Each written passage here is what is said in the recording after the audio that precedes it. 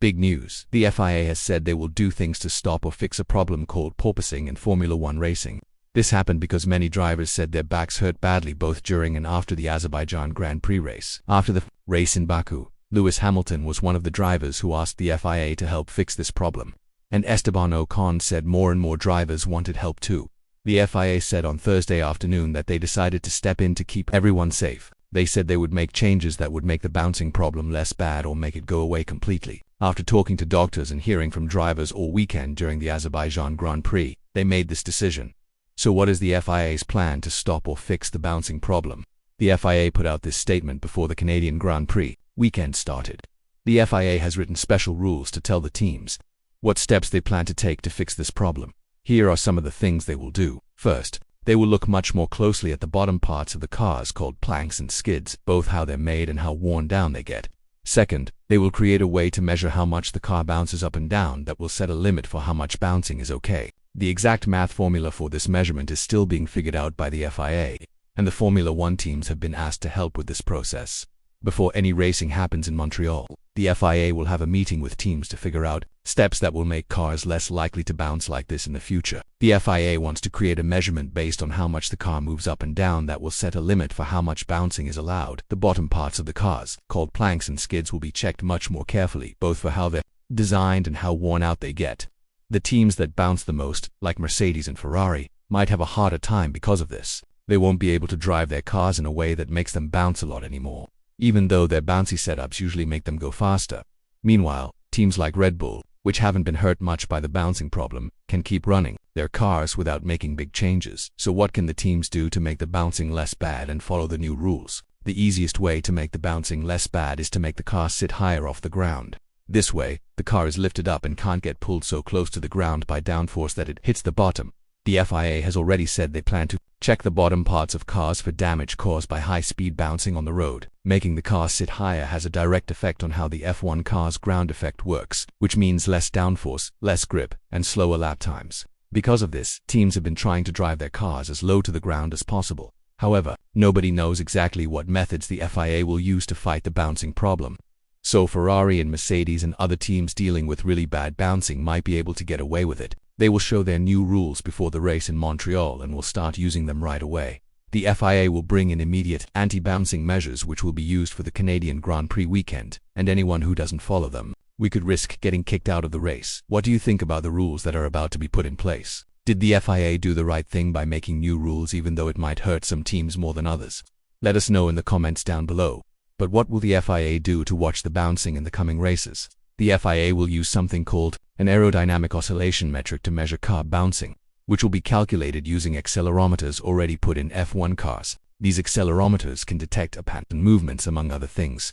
The FIA will then look at the data to figure out whether a car is bouncing too much or too often, and therefore whether racing is safe. The FIA will create an AOM matrix based on the data collected by the accelerometers to calculate a specific number without using DRS. Teams must figure out the AOM for their car based on 3 laps in FP3. Setup decisions like ride height, vertical stiffness, and aerodynamic configurations will be locked in place for the rest of the weekend after the car's AOM has been decided. There are some exceptions, like raising the ride height of a car, changing the tire pressures, and adjusting the front wing flaps. If the team wants to update its setup, they must submit a new AOM calculation. If the team fails to meet the FIA's rules, the ride height must be raised by at least 10 millimeters. These new rules are bad news for teams like Mercedes and Ferrari who are still dealing with a lot of bouncing. It could mean that they have to fix their bouncing by making their cars sit higher, which means losing speed. This will mean that Red Bull, who doesn't have much bouncing, will become even stronger at the front of the grid. The FIA will make a number of exceptions for the Canadian Grand Prix weekend because the teams have such a short time to make sure their cars pass all testing. For example, the floor may be made stronger with an extra stiffening stay installed further forward than the one already in place, and attaching the chassis to the top of the floor only for this race weekend. Furthermore, teams can make the top surface of their flooring stiffer in ways that may or may not completely follow current requirements or partially stick out outside the regulated volume. Any rule breaking done in the name of reducing bouncing will, however, be overlooked this weekend. This could mean that for this weekend only, some teams are able to run a setup that's normally not allowed.